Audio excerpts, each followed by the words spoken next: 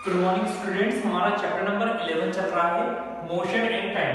अभी तक हमने स्टडी किया अबाउट मोशन कि मोशन क्या होता है। जब भी कोई ऑब्जेक्ट किसी एक प्लेस से दूसरी प्लेस की ओर डिस्प्लेस होता है तो हम कहते हैं कि this object is said to be in motion.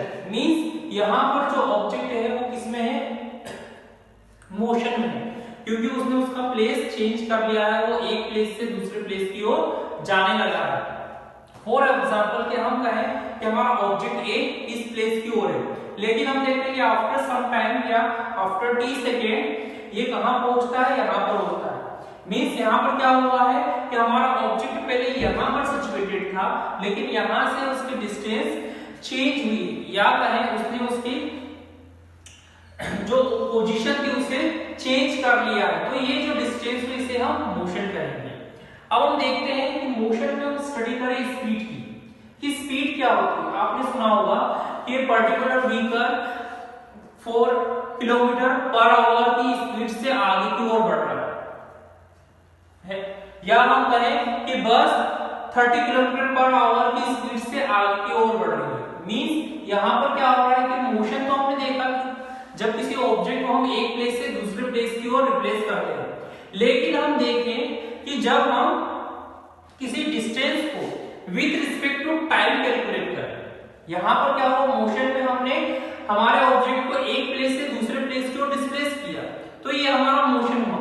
लेकिन जब हम इसी मोशन को with respect to time calculate करेंगे कि यहां पर पर्टिकुलर ऑब्जेक्ट इस स्पीड से इतने किलोमीटर में, इतने किलोमीटर को इतने आवर में कंप्लीट कर लेगा। मींस एक आवर में वो 30 किलोमीटर की स्पीड से आगे की ओर बढ़ रहा है। मींस यहाँ पर क्या हुआ है कि यहाँ पर डिस्टेंस तो ट्रैवल हो रही है, वो हो रही है विद रिस्पेक्ट टू टाइम, तो इसे हम स्पीड कहेंगे। अब ये जो स्पीड है इसे हम कैसे कैलकुलेट करते हैं, तो स्पीड को कैलकुलेट करने का फॉर्मूला होता है डिस्टेंस ट्रैवल्ड।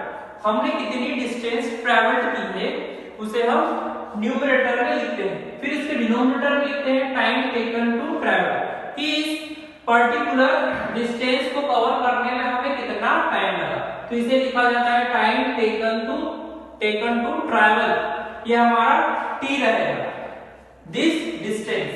तो स्पीड क्या हो गई है कि हमारी जो पर्टिकुलर डिस्टेंस ट्रैवल है वो कितने हमने टाइम में कंप्लीट करी है। फॉर एग्जांपल यदि हम मोटरसाइकिल की बात करें कि अ पर्सन एक बाइसिकल की हेल्प से आगे की ओर बढ़ रहा है 30 किलोमीटर पर आवर, मींस क्या हुआ, यहां पर उसने डिस्टेंस को ट्रैवल किए 30 किलोमीटर को एक आवर में, तो ये उसकी स्पीड हो गई। अब हमें डिफरेंट टाइप के न्यूमेरिकल दिए हुए हैं बुक में जिन्हें हमें सॉल्व करना है। तो सबसे पहला आपका एग्जांपल है, Kabir take 50 second to run 1 round of his school ground of part 200 metre, calculate his speed. हमें दिया है कि कबीर एक लड़का है जो 50 सेकेंड में 200 मीटर की डिस्टेंस को कवर करता है। 50 सेकेंड में कितना कर रहा है, 200 मीटर के डिस्टेंस को कवर कर रहा है। तो यहाँ पर हम देखते हैं कि जो हमारा डिस्टेंस ट्रैवल्ड है वो 200 मीटर है, और यहाँ पर जो हमारा टाइम है वो 50 सेकेंड है, तो हम इसे डिवाइड करेंगे तो हमें मिलता है 4 मीटर पर सेकेंड। तो यहां पर जो उसकी स्पीड है कबीर की वो कितनी हो गई है, 4 मीटर पर सेकेंड। मींस एक सेकेंड में कबीर 4 मीटर की डिस्टेंस को कवर करता है, तो यहां पर जो हमारी स्पीड की वैल्यू होगी वो 4 किलोमीटर पर आवर होगी। सेकेंड आपका न्यूमेरिकल है, a man is driving his car at a speed of 30 kilometre per hour, how much distance does he cover after 5 hour. हमें दिया है कि एक पर्सन है जिसकी ड्राइविंग की स्पीड दी हुई है 30 किलोमीटर पर आवर, और हमें टाइम दिया है कि वो उसकी डिस्टेंस। अब यहाँ पर देखिए जो 30 किलोमीटर पर आवर की बात है, मींस यहाँ पर जो मेन है वो 30 किलोमीटर की डिस्टेंस को एक आवर में कंप्लीट कर रहा है। एक आवर में कितनी डिस्टेंस कंप्लीट की है, 30, तो 5 आवर में वो कितनी डिस्टेंस कवर करेगा, हम 30 को 5 से मल्टीप्लाई करेंगे, तो 30 इंटू 5 इक्वल टू होगा 150 किलोमीटर। उसी तरीके से आपका नेक्स्ट न्यूमेरिकल है third, a train is travelling eight A speed of 100 kilometre per our, how long will it take to complete a journey of 500 kilometre without any stoppage in between them. तो यहाँ पर हमें क्या दी है, distance दी है 500 kilometre और time हमसे पूछा और स्पीड दी है हमें 100 किलोमीटर पर आवर। तो यहाँ पर हम टाइम का फॉर्मूला लिखेंगे डिस्टेंस अपॉन स्पीड। तो ये कितना हो जाएगा आपका 500 kilometre upon 100 kilometre per hour equal to होगा 5 आवर। मींस ट्रेन है उसकी डिस्टेंस कितनी टाइम में कंप्लीट करेगी, 5 आवर में। अब हम देखते हैं हमारे व्हीकल में स्पीड को मेजरमेंट करने के लिए कुछ इक्विपमेंट यूज होते हैं। तो सबसे पहले हम देखें जो बस और कार होती है वहां पर स्पीड को मेजरमेंट करने के लिए स्पीडोमीटर का यूज किया जाता है। यहाँ पर जो हमारी स्पीड होती है वो किलोमीटर पर आवर में कैलकुलेट होती है।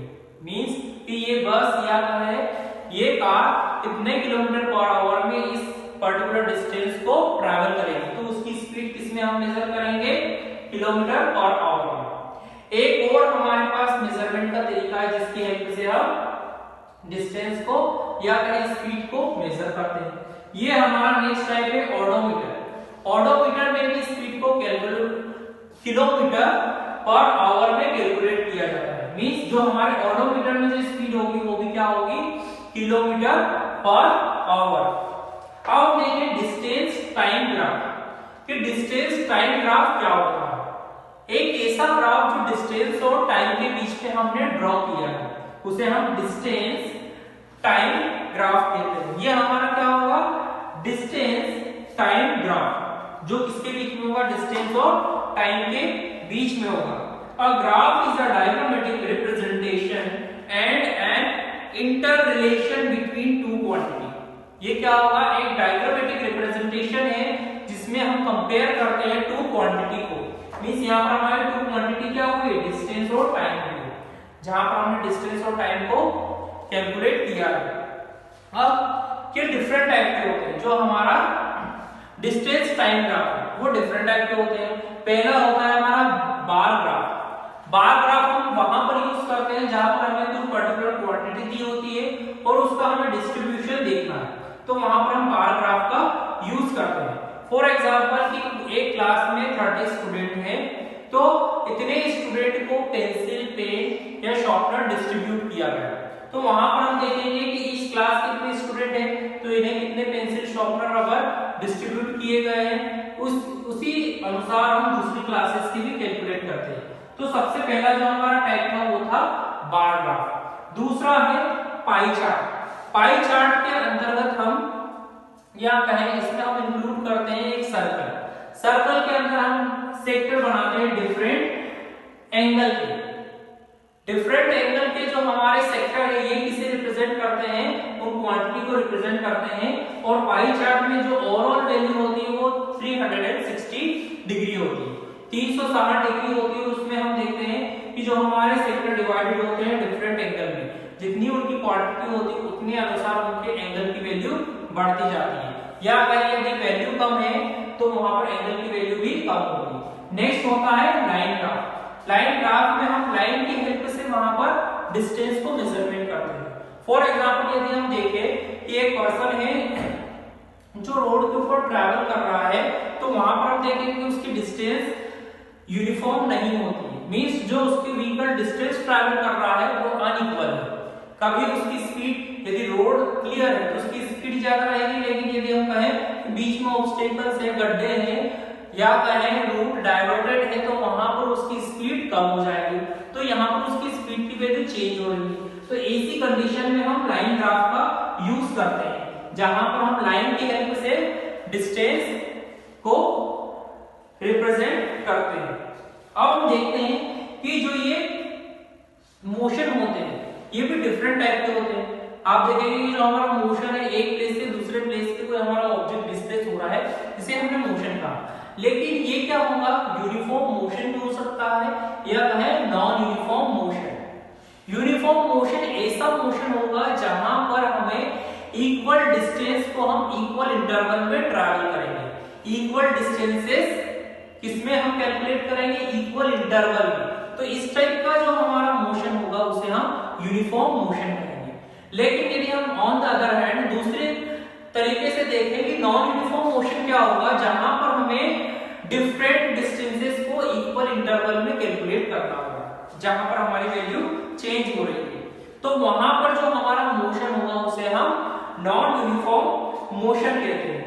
अब हमें कुछ की पॉइंट दिए जिन्हें हमें रिमेंबर रखना है, याद रखना है कि हमेशा straight line graph uniform motion को इंडिकेट करता है। जहां पर भी स्ट्रेट लाइन होगी वो यूनिफॉर्म मोशन को इंडिकेट करता है। आप देखिए यहाँ पर एक स्ट्रेट लाइन है जो ओरिजिन से पास हो रही है और आगे की ओर बढ़ रही है, तो यहाँ पर जो हमारा मोशन है वो क्या है, यूनिफॉर्म मोशन। दूसरा है curved line motion. Curved line motion ऐसा होता है कि जो ओरिजिन से जो उसकी लाइन है वो कर्व्ड फॉर्म में होगी, तो उसे हम कर्व्ड लाइन मोशन कहते हैं। नेक्स्ट होगा हमारा the steeper the line graph. अब हम देखें कि जहां पर डिफरेंट डिस्टेंसेस की बात होती है कि जहां पर एक पॉइंट से दूसरे पॉइंट पे हम जा रहे हैं, जहां पर हमारे डिस्टेंसेस में वेरिएशन आ रहा है, हम उसे इक्वल इंटरवल में कैलकुलेट नहीं कर सकते, तो वहां पर हम लाइन ग्राफ का यूज करते हैं। तो आज हमने हमारा chapter number 11 motion and time cover किया, जिसमें हमने स्टडी के स्पीड के बारे में, स्पीड को मेजरमेंट करने के डिफरेंट पैरामीटर होते हैं। पहला होता है स्पीडोमीटर, दूसरा होता है ऑडोमीटर, जिसमें हम डिस्टेंस को किलोमीटर पर आवर में कैलकुलेट करते हैं। इसके लिए हमने देखा uniform motion and non uniform motion. जहां पर एक स्ट्रेट लाइन होगी वहां पर यूनिफॉर्म मोशन होगा, और जहां पर कर्व लाइन होगी या कहीं जिगजैग लाइन होगी वहां पर नॉन यूनिफॉर्म मोशन होगा।